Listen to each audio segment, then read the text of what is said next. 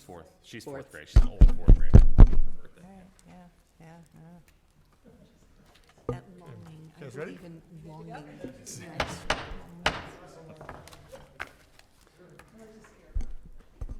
Oh, we're good. Good evening, everybody, and welcome to the Lake Bluff District 65 Board of Education meeting for January 14th, 2020. Julie, could you please call the roll? I can. Mark Berry. Present. Leanne Charlo, absent. Julie Godshall, present. Andy Duran. Present. Richard Haig, absent. Ann Hill. Present. John Rosen. So we have a quorum, we can begin. So if everybody would like to stand and join me in the Pledge of Allegiance, appreciate it. I pledge allegiance to the flag of the United States of America and to the republic for which it stands, one nation, under God, indivisible, with liberty and justice for all. So we're going to lead off tonight our discussions with some discussion about refinancing some bonds, maybe saving the district some money. And Tammy from PMA is going to discuss these options with the board and lead us through it. Welcome back. Thank you. Okay. Thanks so much, everyone. I appreciate time on your agenda tonight, and it's great to see everyone. The market continues to be strong, and you have some bonds that are still callable and have an opportunity to achieve some savings, which you have done a couple times in the last few years, as you know. So I'm here to talk to you about that opportunity. For those of you who are new to the board, school districts often have the chance to refinance bonds, kind of like refinancing a mortgage on your house. It's a pretty similar concept. It's a little bit different. We usually call it refunding versus a refinancing. And to start off, if you look at this slide here on page 2, this is just a snapshot of the district's bond issues. So you have 4 bond issues that are outstanding, and of the 4, 3 of them have call dates. And so that's any maturity amount. These are just principal amounts, by the way, no interest. Anything that's within a box means that it's callable. If you look at the column, it says Series 2010, the third one from the left, there's one maturity shaded in yellow, and that is for about $1,880,000. That is the refunding opportunity we're going to talk about tonight. Just to expand a little bit upon this concept of a bond being callable, if you look near the bottom of the page, we've listed the purpose of each bond issue, and then below that it says callable, and then there are dates provided for the 3 bond issues that are callable. So what does that mean? So for example, in the case of the 2010 bonds, when the Board of Education issued those bonds, it told investors at some point in the future, if interest rates were lower, you might want the opportunity to refund them. And so in the case of the 2010 bonds, the established call date was June 30th of 20.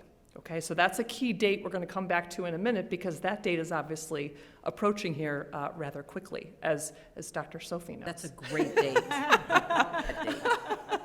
Now, you may say, well, why are there all these blanks the years before that maturity amount? That's because the bonds that had been there have already been refunded by the 2016 and the 2017 bonds. So you did refundings, as you know, in the last few years. Just to highlight the 2015 and 2016 maturities that are callable, not callable until December of 24. That's going to be a date you'll have kind of in the back of your minds, especially when I continue to talk about your ability as a district to refinance or refund bonds going forward. So this is just looking at what you have right now. So, Julie and John will remember that because they'll still be here, right? so as I said, there's one remaining maturity that's callable, and callable on and after June 30th of 20. So what that means is they could be refunded on and after that June 30th date. You don't have to do it on June 30th. So of that $1,880,000, as I mentioned, the interest rate on that maturity is a 4.25%. Now, per federal tax law, and this is actually a change since you last refunded bonds, the IRS has gotten a lot more strict about your ability, the timing, and the frequency with which you can refund bonds. So as of about 2 years ago, the IRS started saying, okay, Board of Education, you can refund bonds going forward, but you can no longer do it whenever you want to. It used to be you got this one bite at the apple to do what we call an advance refunding, well in advance of the call date. Now the IRS says you can refund these 2010 bonds, but the soonest you can do it on a tax-exempt basis is 90 days before the call date. So that would mean the soonest you could enter the market as a board to do your refunding is in early March, but you can't close the transaction before April 1st of this year. So the timing kind of makes sense. That's why I had the conversation with the administration over the last couple months to say the numbers look good, and from a timing standpoint, we probably should talk to the board, and here we are, it's already January, okay? Okay, I know this is really small, but that's why you've got the books, just to kind of give you a little context. So let me highlight for you what it is that you're looking at. So this is a snapshot now of the existing debt service payments that you have on your bonds, okay? And the left side of the page, we have bonds that are non-referendum, and the middle of the page are your bonds related to prior referenda. And then we add those up and try to relate your payments to your equalized assessed value or your EAV and come up with a tax rate. So for example, if I look at the year that's shaded in yellow, that's levy year 18, because that's the most recent actual EAV figure that we have. When we add up your non-referendum and your referendum debt service payments, which add up to the fifth column from the right, it's a $2,148,000. The county adds what we call this 1% loss and cost factor, since just about everybody has a property tax collection rate that's usually just a tad below or a tad above. Most, it's a tad below 100%. They add this 1% on, so just to make sure that you as a district always have enough funds on hand to make your full debt service payments. That's why they add that. Tammy? Yeah. Just for clarification, and please correct me if I'm wrong, but I just want to point out for anybody, our viewers and for our new board members, the non-referendum bonds Yes. was what we used to pay for the renovation of the middle school on top of cash on hand. That's correct. And then the referendum bond has to do with the elementary school. Even though Yes. some of the dates are recent, it's because we refinanced the older versions of those. Correct. Thank you. Yes. Good point. Yep. So when we take the debt service in aggregate you have for levy year 18, so that represents payments, by the way, you're making on bonds in the current fiscal year, against your EAV of approximately $677 million, we get a B&I tax rate that stands for bond and interest tax rate of about 32 cents. So when you get your property tax bill in the mail and you see your total tax rate, the 32 cents is part of that tax rate. It's not separated out in the tax bill, but that's the portion that's dedicated to helping the district pay its bonds, okay? So going forward, then, you can see from year to year what changes. I mean, the payments for your non-referendum and your referendum bonds, as of right now, those are fixed. That's what's on file with the county clerk. So if you do nothing as a board, the county clerk is going to continue to make sure you get enough property taxes to make your debt service payments every single year. What changes from year to year is your EAV, so that will correspondingly change that bond and interest tax rate, okay? Now, to be uber conservative, we have it flat. Your EAV is not going to remain flat. But just to articulate today, what if that happened? What would my bond and interest tax rate look like? Because your payments are going up slightly every single year. That bond and interest tax rate would also tick up for several years until those referendum bonds are fully paid off. Okay, now, I have put around the 2010 bonds, right kind of in the middle of the page, there's that kind of purple-shaped box around certain debt service payments. So correspondingly to the principal payment that's callable for 2010, this is showing you these are the debt service payments tied to that principal amount, because you are making interest payments in the interim until you get to that final maturity. So where you have the opportunity potentially to achieve savings, and this is a bar chart way to look at it, is in those years. I can tell you before I show you the numbers, you're going to achieve the biggest savings, if you will, in the last year, because that's where the principal payment is. So as we look at this chart, blue bars at the bottom represent the non-referendum bonds that you have. The green bars represent all of your bonds related to prior referendum, as Mr. Berry mentioned. Okay, and then I showed you where there's the potential savings. Okay, does that all make sense so far? Yeah. Okay. All right, so let me talk for a minute about the bond market before I show you some numbers. So the bond market, in short, is very, very strong. I feel like every time I come here, as Dr. Sophie said, I bring you good news. It has been strong, and you've taken advantage of that opportunity. But there are a couple things in particular right now that are continuing to contribute to this really strong market. First of all, let me highlight for you what's going on this page, because there's a lot here. The kind of gray shaded area in the back is showing you what the Fed has done with short-term interest rates over the last 17 years or so. Okay, and you can see, you can spot right in the middle there, there's the Great Recession, right? Interest rates are flat.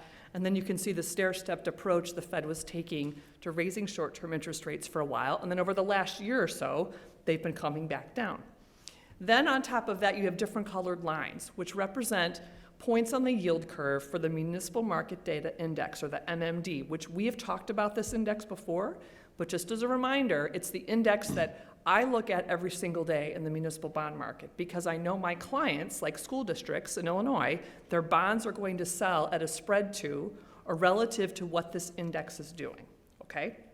Now, if you look at the short end of the index, like the blue and the red, which are the 1 and the 5 year, it's been following pretty closely what's been happening with the Fed, the short-term rate. If you look at the longer end of the curve, though, the 10-year or the 20 in that lime green or the purple, it's not exactly lockstep because there are a lot of other things that influence the municipal bond market. And based on where your maturity is that we're looking to refund, it's roughly 9 or 10 years away. So we're kind of focused more on that sort of that lime green color, okay? Obviously, if you look compared to where you've been over the last roughly 17 years, and even if I took it back further, you can see rates are just about the lowest point that they have been. So why is that happening? Number one, there's been a pretty precipitous drop in municipal bond supply over the last couple of years compared to where we were, say, in 2017. 2018, big drop off. 2019, a bit of a resurgence, but because they changed, I talked earlier about changing federal tax law and the ability in terms of your frequency with which you can refinance debt, that dropped the volume pretty significantly. So you as an issuer, that's good for you because buyers, quite honestly, don't have as much to choose from. Now you're an excellent credit rating, a great name in the market, so there's gonna be a lot of demand for your bonds, but there's not as much for those buyers to look at. That helps you, and that's also suppressing rates. We've also had some volatility in the world, right? Things like Iran, times when the discussions with China, that volatility bodes well for you in the interest rate market. It may not bode as well on the investment side that Jay watches and seeing CDs maybe coming back down a little bit. But from my side of the table, I like that because it means when you're going to go in the market, those lower interest rates mean you're going to pay less when you issue debt. Okay? So the market tone is excellent. And the timeline that we're talking about for this refunding over the next few months, barring any world catastrophic event that messes up all the markets, I don't see anything that's going to cause interest rates to go up significantly in the muni market. It's So always timing amazing is about a great. chart like this is the spread between the 20 and the 1 has narrowed Oh, I so know. significantly. Why would anybody buy 20-year bonds? I know, it's such a, we call that tight yield curve, Yeah. right. Right, and the treasury market, you know, that is it I can't remember if it's the 10-year and the 30-year, at one point, you know, they were either right on top of each other or the 30-year was less than the 10 at certain points in the last several months. I mean, Yeah, it's crazy it's amazing. what's been going. So next slide, so show you some numbers. So this is, we just ran pretty recently to say, what if the district refunded that maturity? I want to stress we are not extending the maturity on that bond. We're keeping the same footprint. So you'd still pay it off at the same point in time. Based on current rates as of a couple weeks ago, what would the savings look like? So you look at the right-hand side of the page, the column shaded in yellow with savings at the top of it. As I mentioned earlier, in those years where you're only paying interest right now, you'll have some savings, not a heck of a lot, $12,000 or so a year. But the final year of where the maturity is, it's almost $200,000. So in aggregate, what this is telling you, if you could lock this in today, our best guess is you would lower your total interest cost on these bonds by $281,000. And that, by the way, means a reduction in property taxes that you're collecting. So that's savings to property owners within the district. Okay, you're not pocketing it, it's savings going back to them. And by law, that's all that you can do. And I think that's a total, getting pretty close to about $4 million over the past 4 or 5 years that we've That you've saved. saved quite a bit. I brought some of the old ones with me. I know the larger one we did, there was like, How much, Yeah. $4.5 million? Yeah, yeah, pretty significant. it's worth repeating that. Yeah, Yes, it Yeah. is. In fact, we'll have to put that in the next community should. newsletter because it's not out yet. Yeah, people Yeah. pay attention to the bad Okay, news, good. but not the good news. awesome. And we always look at this calculation on a present value basis, by the way, in our industry. So if you go 2 rows from the bottom in the shaded yellow line, that the present value of the 281 is about $237,000. But when I take that and I divide it by the amount of principal that you're refunding, the $1,880,000, I get that 12.6%. In our industry, and by the way, that number is net the estimated cost of issuance, so that's already been factored in to the transaction. In our industry, if that net PV savings calculation is at least 3%, then it means you as a Board of Education should seriously take a look at it. So obviously, you're hitting it out of the ballpark. Now, refunding 1.88 million of bonds in the grand scheme of things is not a huge dollar amount in terms of the market, but because that savings is so significant, I think it's certainly worth your time to have a discussion if you want to pursue it. And your next question might be, okay, well, what does that mean in terms of savings for a homeowner? So I'm going to give you a number as a point of reference in a second. So this bar chart is the same as what I showed you before, except that shaded area in the back was showing you what was our aggregate debt service in every single year before. Based on where we think the market is right now, where would we end up? So if we look at levy year 27, which has a navy bar at the bottom and then a lime green at the top, you can see that that lime green bar is lower than where the shaded area was before. So that's really, I mean, in every single year, as I told you, be about $12,000 of savings in the interim years, but that last year is where you're going to see the biggest savings. That's the 197,000. I beg your pardon? The 197,100. Right, exactly, yes. Yep. So then if we go back to this chart, which again, small numbers, which I know are annoying sometimes, but I just wanted you to have this as a reference point. So what I'm showing you here is now there's a column in the middle for the 2010 bonds with a box that's got peach shading in the background. So that's showing you that's where you had debt service payments on those 2010 bonds. And now a few columns over shaded in kind of that light blue or light green color. That's the new issue, the new refunding issue. So the mechanics are, we sell bonds in the market, we're going to generate proceeds. Those proceeds are used to pay off the bonds that are going to be called in June of 2020, okay? And when the bonds are sold in the market, documents get filed with the Lake County Clerk with lower debt service payments. Okay, that's how the savings gets passed along to the taxpayers. So again, the $12,000 per year of interest savings, I know isn't a huge number, but that last year, the savings of the roughly $197,000, just as a point of reference, if you compared this chart and the projected bond and interest tax rate to the one I showed you before, based on your existing, it's about a 3-cent tax rate reduction. So for a $500,000 house, that's about $50 on a tax bill. That might be a good speaking point as well when you're talking about this. Does that make sense? Yes. Okay. So finally then, how do we get from start to finish? So again, appreciate the opportunity to talk with you tonight.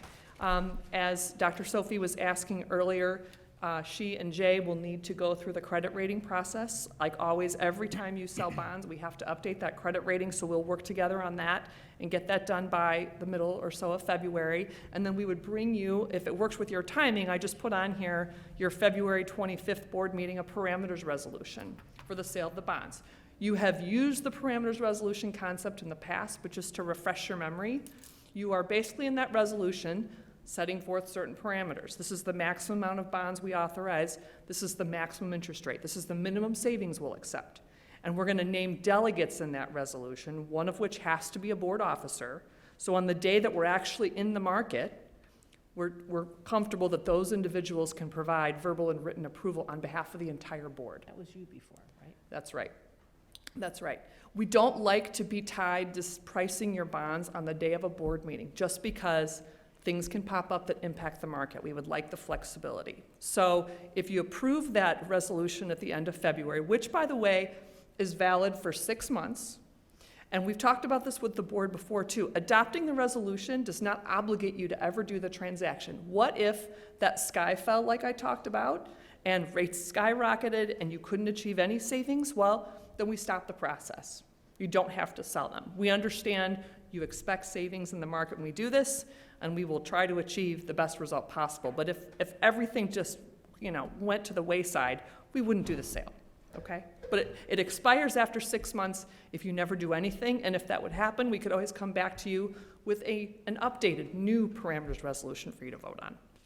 So we are targeting kind of mid-March to conduct this sale, and like you've done in the past, we would do a competitive sale, which means we will solicit bids in the market, online actually, because it's all about online. That's the best method that investors like.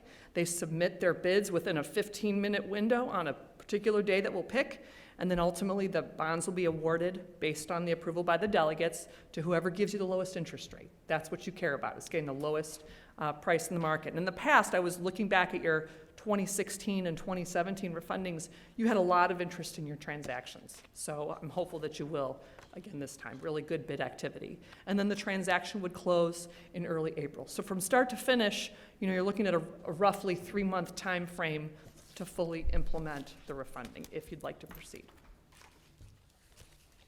Why shouldn't we do this? If you think rates are going to continue to fall even further, it's hard to imagine that they will.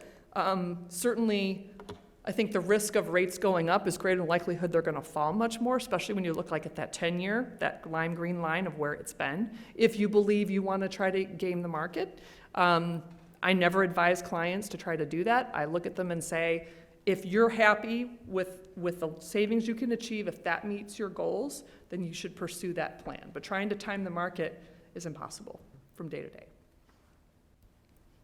Makes a lot of sense to me. Keep your fingers crossed about world events over the next 3 months. I know, right. Anybody else have any other questions? Thank you very much. Thank you. Okay, Great thanks so much. presentation. Nice to see everyone. I do want to talk to you about strategy on getting a higher rating though, so we'll have to talk about that. So the discussion on item 5B has to do with intergovernmental agreement Yes. with the police department and the fire department. And Jean, would you take us through that? Yes, very short discussion. I just wanted to remind everybody that the agreement that we have on surveillance with the police and the fire department automatically renews every 2 years. I have it on the board planning schedule to remind you of that. Next year, you have to discuss it again, make sure that everybody's in agreement, and then it automatically renews for another 2 years. So Shelley and I have already put it on the board planning calendar for next year. I'm very proud of this intergovernmental agreement. We've never had to use it so far, but it gives me security at night to know that if something ever did happen, the police could have automatic access to look at our cameras. So that's it. Anybody have any other questions on that? No. All right, sounds good. Item 5C is the 2021 student fees, and Mr. Khan will provide an update on that to the board. Administration is recommending essentially rolling over the current fees. Our procedure has been to look at our total supply cost for instruction, and for the board to absorb 60% of that, and for the for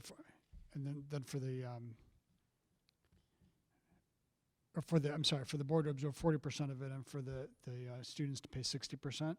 And so I've looked back over the past years and redid the calculation for this year, and we're recommending about a $5 increase in fees from $205 to $210 just for registration fees based on that methodology.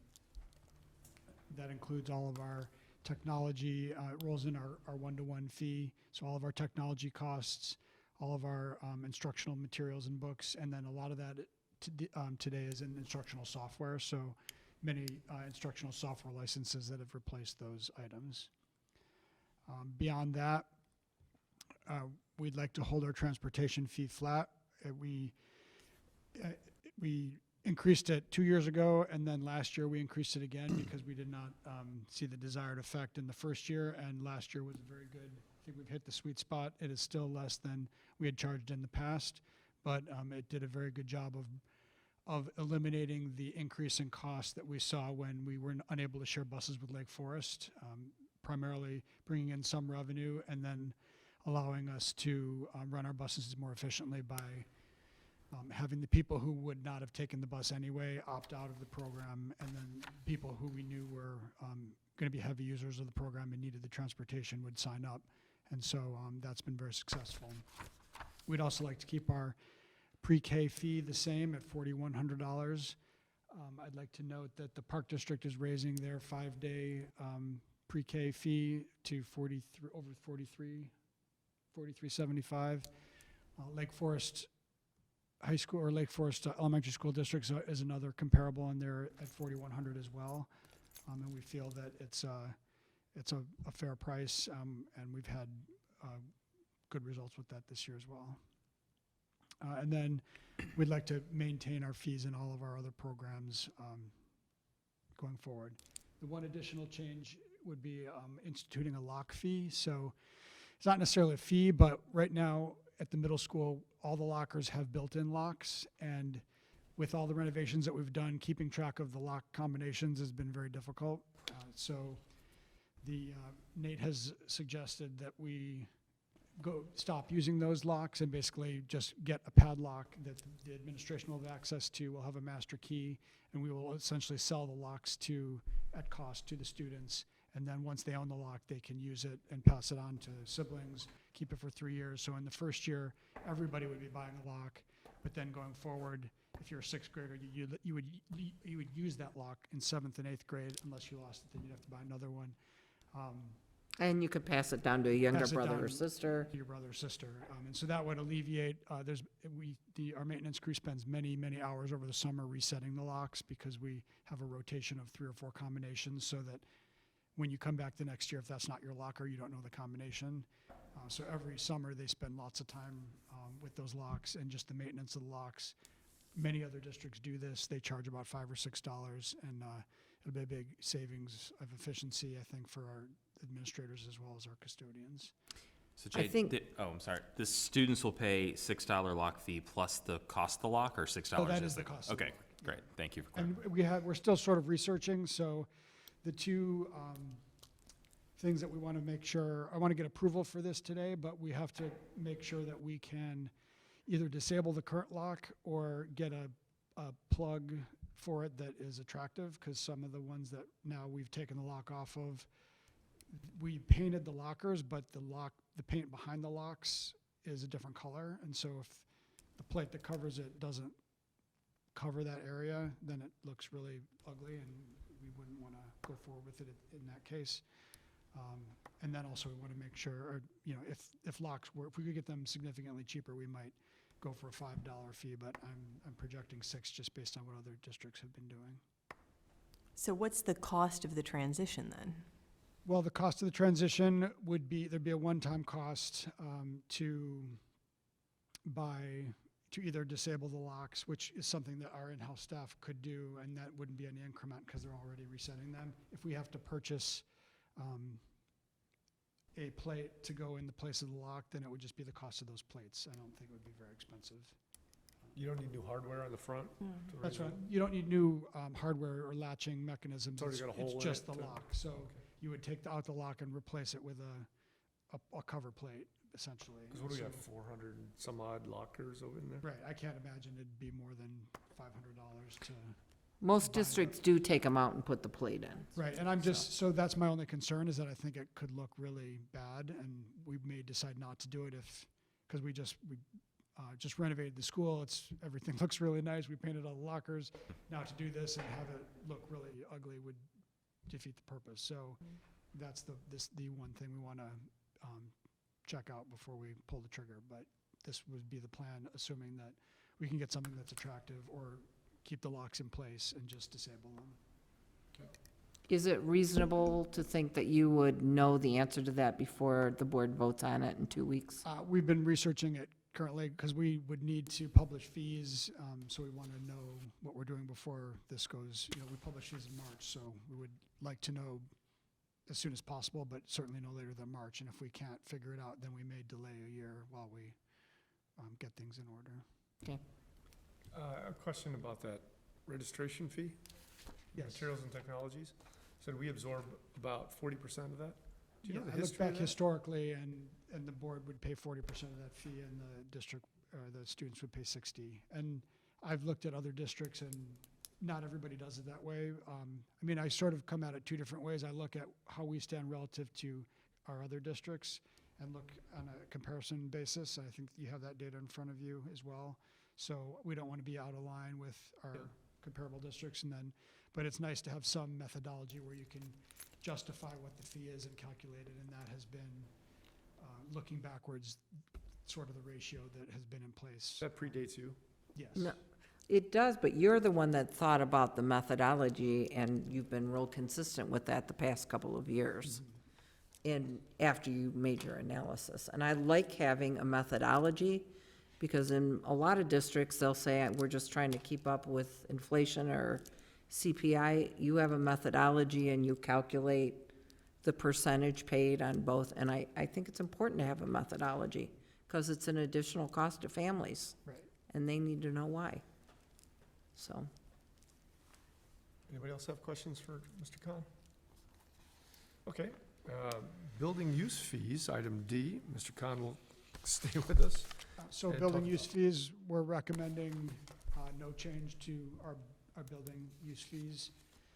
They would remain at no charge for the different groups, school-affiliated groups, PTOs, Alliance, student organizations, community groups, youth groups, et cetera, Scouts and Little League, basically groups that benefit our students, and then also nonprofit organizations that serve the local community. So we would not charge any fees to those groups.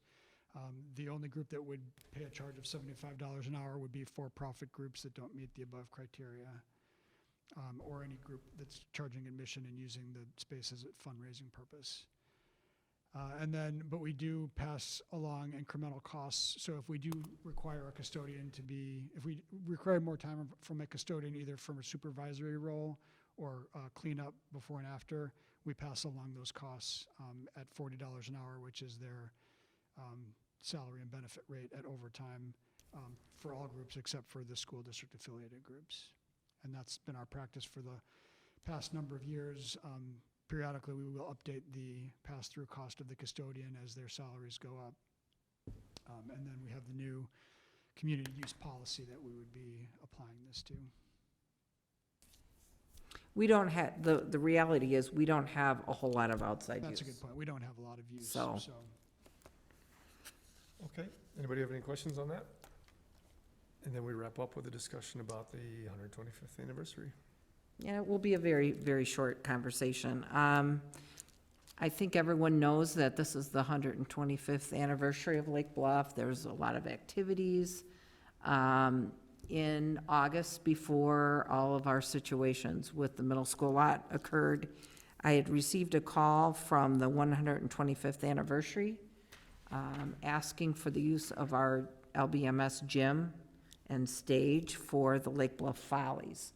Apparently, they did this 25 years ago, and it kind of is the ending of the celebration. And they're in the midst of writing this big, it's really a fun kind of drama musical thing. So I did approve that. I want to read the couple phrases in the community use policy for this. I mean, it says right out that our space is available for events by recognized student groups and school-related organizations, as well as intergovernmental agencies that benefit children or the community at large. So that was one piece. The facilities may be used by intergovernmental agencies and community organizations for events that benefit children or the community at large only as approved by the superintendent and during non-school hours when they don't interfere with school functions or affect the property or liability of the school district. They do have a certificate of insurance, so I want to reassure everybody of that. And as far as costs are concerned, they have already talked their committee about giving the school district an honorarium after it's over. But they are also going to be very responsible for picking up and organizing. The 18th and 19th of September is already on the calendar.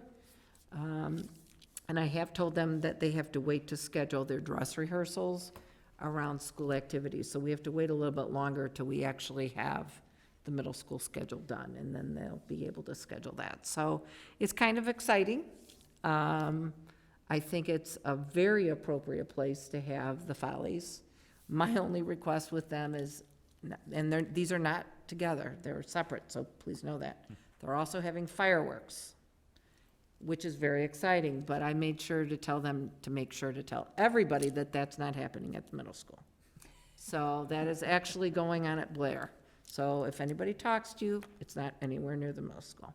But we're really excited, and I just wanted, with everything that's happened with our building use, I thought that you should be updated as a board on that. So this is at the elementary school? Middle school. You said elementary school. I'm sorry, at middle school. So quick question about that. Just curious about the Lake Bluff Follies, who's the supporting organization that's doing that? It is the Historical Society, Okay, and specifically, I've been working with Mark Dewart, who is chairing that committee. okay. I'm on that committee. Oh, you are, okay. Oh, there you go. Put me on it, remember, Okay, cool. 2 Yes, years I do ago? remember that. Thank you for your volunteering for that. I was just curious who was behind that, yeah. It's a big committee, isn't it? A very big committee, yes. And from what I'm hearing, every time they turn around, there's more activities.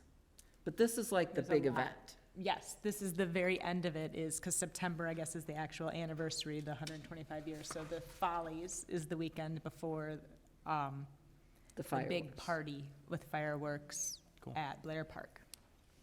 So mark your calendars, and I just wanted all of you to be aware that that is happening. Thank you. That's my report. Anybody have any other questions or comments, concerns? So, we have the opportunity for public comment. Anybody would like to address the board? Kids, great opportunity to have some civic engagement. Share your McDonald's with us, perhaps? Okay, not hearing any. Can I have a motion to adjourn at 7:40? So moved. Second. All in favor? Aye. Opposed? We are adjourned.